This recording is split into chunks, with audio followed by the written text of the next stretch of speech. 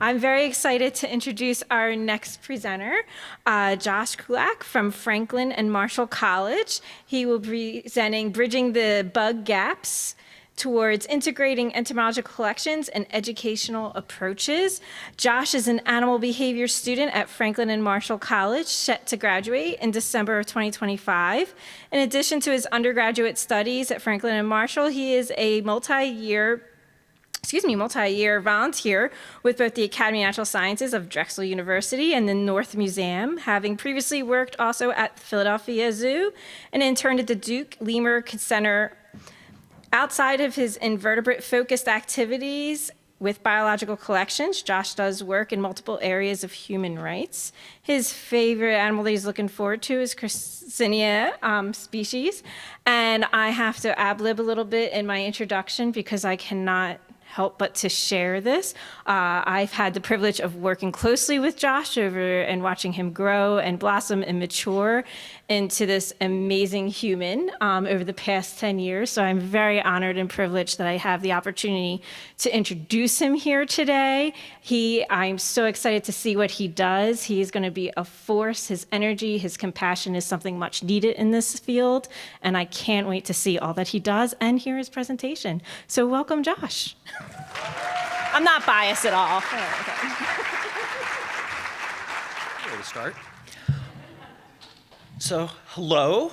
I am on paper an animal behavior major, but I like weird perspectives and weird things, particularly relating to bugs. And so there are three questions that have really sort of come to guide a lot of my work. Outside of, the behavioral, classic, empirical. It's really, how can we increase collaboration between living and non-living collections? What does actual institutionalization in a collections context of frameworks of environmental justice and new ideas of ethics look like? And then how can biological collections allow us to tell stories that we haven't really told before or haven't been thinking about before? So what are these bug gaps? There are a lot of different bug gaps one could talk about. One area is, as I am sure everyone in the audience is aware, there are a lot of insects on this planet. There are a lot of insects in biological collections. This particular graphic is taken from a paper last year with the formation of the Global Collection Group, which is a consortium of over 70 institutions, natural history museums worldwide. And they created this beautiful, lovely graph outlining a heat index where the most specimens are. What are the most concentrated areas in biological collections. And unsurprisingly, to anyone in this room, insects are pretty high on the list. They just blow everything else out of the water in terms of proportion of insects in biological collections. And yet, when we think about the amount of exhibit space that they receive in a lot of natural history museums, as the Smithsonian text rather saltily puts it, they really don't get the same amount of space and the same amount of attention in public view and on the public floor. Another gap worth considering, again, one many here are already well familiar with, is that we have a lot of AZA institutions in the United States. We have a lot fewer AZA institutions that are really actively engaged and investing in exhibiting invertebrates. That's changing. There are a lot of amazing people here who are pushing that, but there is still a big gap between who is, exhibiting zoological collections and who is exhibiting zoological collections and including invertebrates within that category. And then, perhaps most depressingly, there's still a really big gap in research with living collections in relation to insects. So this particular finding from a 2019 paper that over this, 9, 10-year period, you have less than 24 out of over 1,000 papers coming out of zoos are related to invertebrates, let alone insects. So there is a very real gap in the zoological literature, particularly as it relates to welfare, on how are we thinking about insects in zoos and in living zoological collections. Another part of that is disparate data accessibility. So museums have been pushing very hard on digitization into platforms like GBIF, ITIG Bio, and they have a long way to come on a lot of that digitization. There are massive, massive collections out there. But a lot of the data that zoos hold, and it's different data, obviously. You are not getting locality and dates for a living specimen in the same way because it's living. But there is still information contained in platforms like ZIMS on behavior, on genetics, that can be incredibly valuable and aid scientific understanding of these organisms. But it's not nearly as publicly accessible, looking from a broad, generalized perspective. And then just more broadly, between, how can one go more broad? But between living and dead stock collections, there are questions, and for some institutions this is a gap, and for others, what is actually in the collection and what the collection is trying to do are very well aligned. That's going to be variable. It's certainly variable across the places I have been a volunteer at and done work for. Thank you. But there is this idea of, okay, what do we actually have in our collection? What is that doing to advance the goals and intentions of our collection and our programming? How does it combine with, amazing outreach initiatives like those that were just talked about? So thinking about that very consciously, both in the context of dead stock and in the context of living specimen collections. So historically, I think there's been this great separation of living arthropod collections and dead arthropod collections along lines of thinking like this. Some overlap, you have biodiversity, you have bugs, they're invested in conservation, there's this desire to improve the world and protect biodiversity, but there are a ton of differences between them, and there are. Welfare, for example, you don't really have to think about whether a dead tarantula is happy in a museum. You don't really have to do that. Similarly, dermestid infestations are not a massive concern for a living collection in the same way that they are for a dead stock collection. But this perspective, which also, relies very heavily on the idea that living collections are education focused and they're there for the public, whereas dead stock collections, because it is best to keep things in the dark, dry, generally cold conditions, are there for a select few doing the research.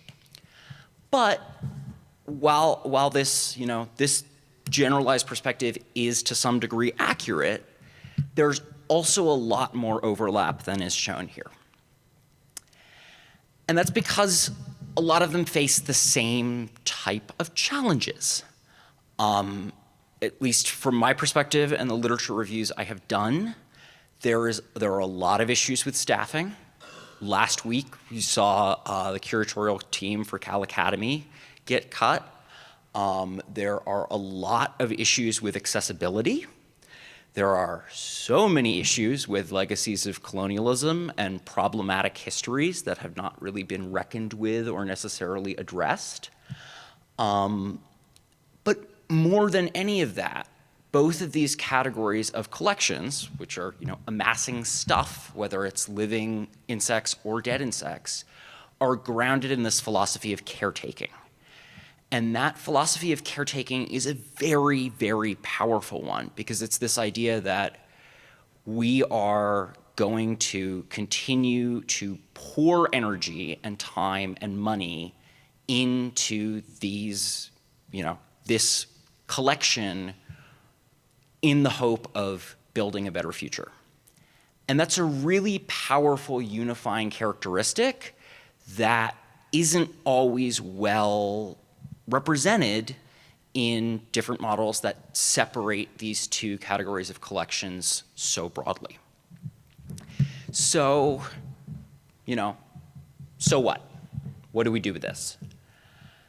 Well, it's a little bit of a chicken and the egg scenario, or insect in the egg, because often actually increasing engagement, increasing accessibility as well, requires some type of resources. But to actually bring in more of those resources and get more engagement and more accessibility, you also need to do the other things.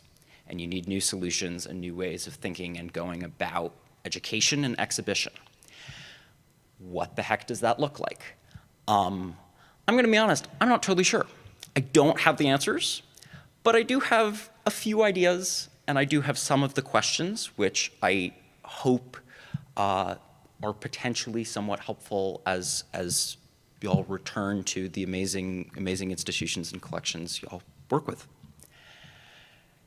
So one of the things I am a big fan of is the integrative display of living specimens with non-living specimens. And historically, there's a lot of precedent for doing this in the festival model.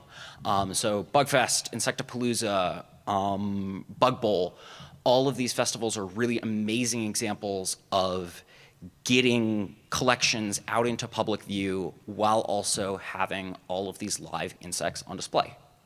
Amazing. Also, when you can make that permanent, as renovations at AMNH and at Montreal Insectarium have recently done, it provides both visitors and scientists with a really unique opportunity to both showcase the diversity that cannot be captured in living collections. You need deadstock collections to some degree to capture just the immense diversity, thank you, of the insect world. But it also puts them next to, living representatives, which is a hook for visitors. And more than that, it bridges this separation of morphology from behavior, which has, I think, resulted in the separation of morphology and behavior, when they are very, very intertwined from an evolutionary perspective, is in some ways, I think, detrimental to research. And by increasing collaboration between living and non-living collections and getting folks to look at more of the behavior if they're morphology focused or vice versa, I think we actually have an opportunity to really advance collective knowledge and understanding.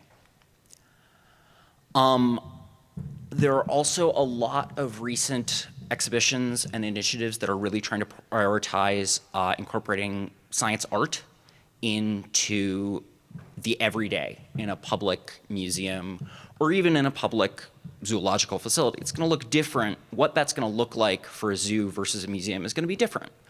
But this is, on the far left, is an exhibit currently up at the Academy of Natural Sciences, which pulls from a recently accessioned collection of beetle mounts and invites visitors to draw as a way of engaging with those specimens, with beetles, and thinking about some of the structures they have and the evolution that is a product of.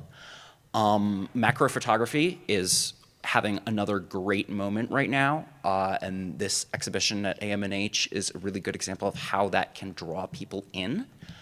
And then also living collections have a lot of dead bugs that often end up in freezers, which is great, but creating ways for art and other creations to come out of that is a really amazing and sustainable way of demonstrating new ways for visitors to potentially engage with the same content of bugs. And then an area of particular passion for me, given some of my non-biological interests, is trying to get into our narratives and our institutions the stories of those individuals who have not been, lost to history, but often relegated to a footnote. Because entomology, though it is vastly improving, does remain a very white, very male discipline. And part of moving towards a more diverse discipline for, a discipline that is studying diversity, that is studying biological diversity, is lifting up those stories that we have, left in a footnote, and sharing those stories so that folks can see them, more folks can see themselves more easily in them. And then, sort of lastly, speaking from my own pretty limited experience, I am obviously quite young, it is so easy to fall into the routine, the speech on whatever species you're talking about, but seeking out our own discomfort and seeking out our own gaps in knowledge is an incredibly potent way of engaging with visitors, because it can generate these "what on earth am I looking at" moments. Some of the most inspiring moments I've ever encountered as an undergraduate have been the moments where I'm in a room with, two other scientists, and they're just looking at something and being like, "Yeah, I got nothing. No clue what's going on here." And finding more ways to share that with the public, both that we know so much, but that we also have so much that we can't even begin to understand, whether that's through an open lab setup, whether that's through increased outreach programming, can be a really powerful tool. And also, empirical analysis of this. There are a lot of ideas here. How are they actually going to work and play out? I have not done that study. I want to do that study. That is hopefully something I will have the chance to do in the next few years. But, thank you. Actually analyzing and talking to guests and visitors about what works best, and then adjusting and pivoting and thinking about new ways to exhibit and also show what's behind the scenes, even if we can't actually bring it out for everyone to see. So that is all I have, but I think I could take one or two questions depending on time. Questions? Yes. Wait for the microphone. So I was trying to help you. Yes, I like the part where you were talking about integrating the two of them, the specimens and the live. And one thing I think back in 2012, I gave a presentation where I was teaching the students, they had to learn classification skills. And thanks to Zach Lemon and Mark Deering and a few others that helped me, I put together a collection. Killing things I'm not used to, but I put together a collection by different classes of arthropods. And so the students would look at them and study the differences between them. Then they would go out into the field to see if they could find a representative in each of those classes. And so I think it's very important that the two of them be integrated. I mean, I don't think that the collections are necessarily locked away in drawers where people save those for research, but I think they need to be out in the hands of students using them. So I think that that was a good point that you made about integrating them. And I hope you'll maybe push that a little bit if you have that opportunity. Thank you. I appreciate it. Anyone else? Time for one more. Or not. Or not. Thank you. I appreciate it.